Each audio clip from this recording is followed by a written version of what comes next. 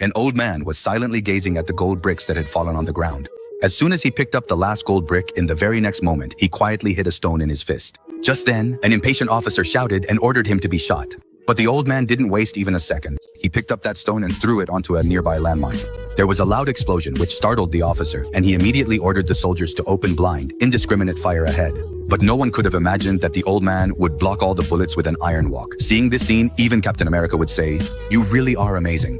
The officer thought that by now, the old man must have been riddled with bullets. He ordered the firing to stop and sent a soldier to check on the situation. But that soldier had only taken 2 steps. He was blown into the air. Another landmine. Now the officer was furious. He sent 22 soldiers from both sides so the old man could be surrounded from all directions. And the result was the same. Within 3 seconds, all of them were killed. The officer's patience had now run out. He put 2 female prisoners in front, using them as shields to send them ahead. But what was this? The old man had already slipped away from there.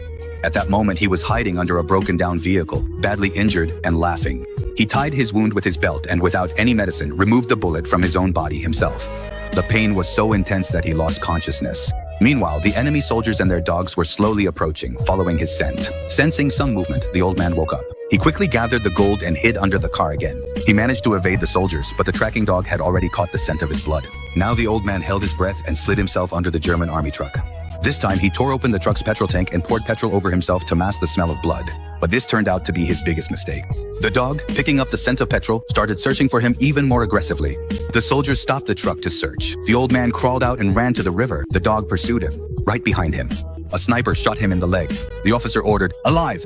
Catch him!" Now the dog was leaping toward him.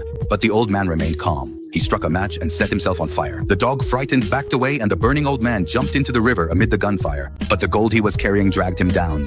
All the soldiers stood on the bank watching. None of them knew how to swim.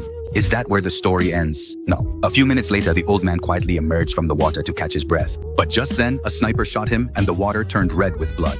Now the officer sent a diver to retrieve the gold. But as soon as the diver reached the bottom, the old man slit his throat from behind and took his oxygen cylinder. Seeing this, the rest of the soldiers were terrified. When the order was given to jump, as soon as the soldiers went down, the water turned red again. Many were injured, some even by bullets from their own comrades.